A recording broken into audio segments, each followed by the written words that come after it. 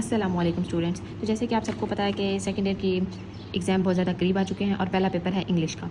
तो आज मैं आपको उसी के हवाले से कुछ गाइडलाइंस देने जा रही हूँ और मैंने अपने सामने एक चेक पेपर रख लिया है 100 मार्क्स का। इसके ज़रिए इसको चाहे देखते हुए मैं आपको गाइड करूँगी कि कौन कौन सी गलतियाँ आपने बिल्कुल नहीं करनी और किन बातों को आपने जहन में रखना है कि आपको ज़्यादा से ज़्यादा मार्क्स मिल सकें। ठीक है, तो सबसे पहले तो मैंने बारहा आपको अपनी वीडियोज़ में बताया है कि आपने पेपर प्रेजेंटेशन का बहुत ज़्यादा ख्याल रखना है। ये वही चीज़ है जिससे आपको एग्जामिनर बहुत ज़्यादा नंबर भी देगा और बहुत ज़्यादा नंबर काट भी सकता है सिर्फ आपके इंप्रेशन की वजह से।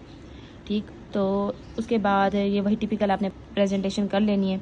आप सबको ये पता होगा कि ऐसे इडियम्स और ट्रांसलेशन ये 3 चीज़ें आती हैं सेक्शन नंबर 2 में और क्वेश्चन आंसर्स आते हैं सेक्शन नंबर 1 में। तो आप सोच लें, अगर आप इडियम्स, ट्रांसलेशन या ऐसे में से कोई चीज़ पहले करना चाहते हैं तो आपने सेक्शन 2 की हेडिंग डालनी है, और अगर आप क्वेश्चन आंसर्स पहले करना चाहते हैं तो आपने सेक्शन 1 लिखना है। और वैसे यही प्रेफर किया जाता है कि आप सेक्शन 1 को पहले अटैम्प्ट करें क्योंकि इन सब के मार्क्स उन 3 चीज़ों की निस्बत ज़्यादा होते हैं। तो देख लें, और उसके बाद ये क्वेश्चन आंसर्स लिखे हुए हैं। क्वेश्चन आंसर्स में आपने याद रखना है कि आपने पूरा क्वेश्चन छोटे बच्चों की तरह लिखना नहीं होता। क्वेश्चन की जो मेन बात कीवर्ड है वो आपने एज अ हेडिंग आपने पुट कर देना है। तो देख लें, आप जितना प्यारा प्यारा लिखेंगे उतना ज़्यादा आपका पेपर बहुत शानदार दिखेगा। उसके बाद जो क्वेश्चन आपको पहले आता है, ये बात हर बोर्ड्स के स्टार्ट से आपको कही जा रही है, यानी 9th से ही आपको बताई जाती है कि जो क्वेश्चन आप पहले आता है आपने वो पहले करना है। अब अगर आपको क्वेश्चन नंबर 8 पहले आता है तो वो आपने पहले लिखना है with the same question number जो आप अटैम्प्ट कर रहे हैं। नेक्स्ट, ये इसी तरह के सारे क्वेश्चन हैं और आप देख सकते हैं कि अगर प्रेजेंटेशन अच्छी हो तो किसी भी क्वेश्चन में कोई मार्क्स नहीं कटा, पूरे मार्क्स दे दिए हैं विद दिस कि आपकी कोई ग्रामर की मिस्टेक भी नहीं है।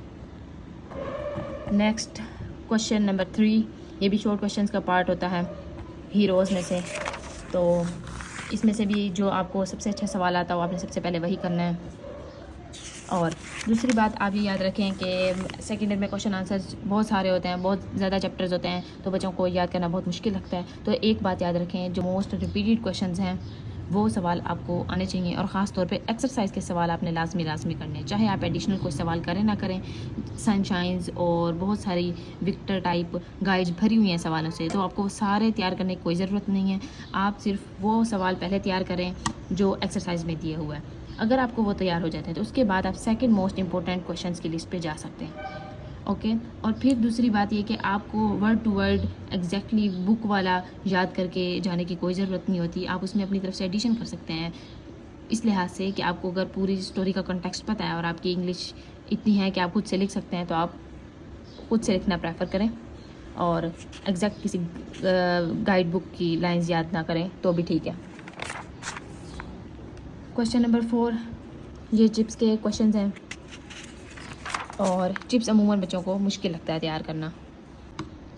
चिप्स के लिए मैं आपको ये कहना चाहूँगी, और इन तमाम शॉर्ट क्वेश्चंस के लिए भी, कि आप एक बात याद रखें, आपने इतने लंबे लंबे आंसर्स नहीं देने कि एग्जामिनर उकता जाए, और वैसे भी इतने लंबे आंसर्स देने की कोई सेंस नहीं बनती। आपने एक शीट के ऊपर एटलीस्ट 2 सवालों के जवाब देने हैं, ना ही बहुत बड़ा हो ना ही बहुत छोटा हो।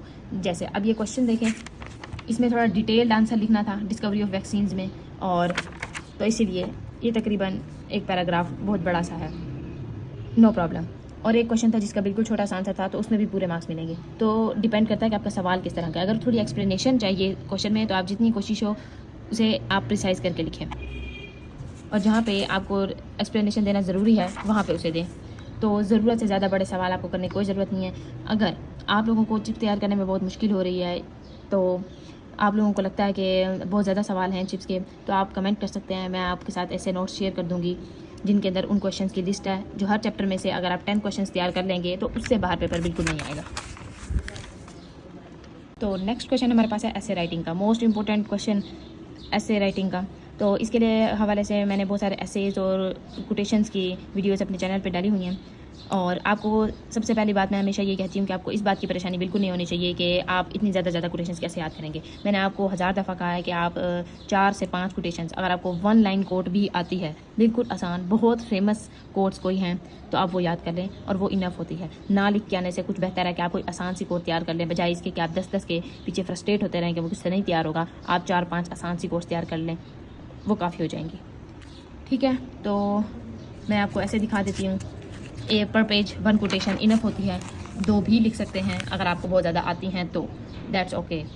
और आप अगर चाहते हैं कि आप हर पेज पे 2 लिखें, 1 लिखें, ये बिल्कुल आपकी मर्ज़ी है, कम से कम 1 लाजमी होनी चाहिए।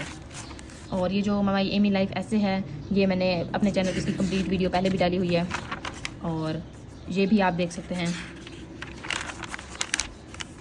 तो ओवरऑल इस तरह का पेपर अटैम्प्ट करने पे मोस्टली 90+ मार्क्स मिल जाते हैं, जो कि मैं आपको दिखा भी देती हूँ कि इस बच्चे को पेपर में 90+ मार्क्स दिए गए हैं।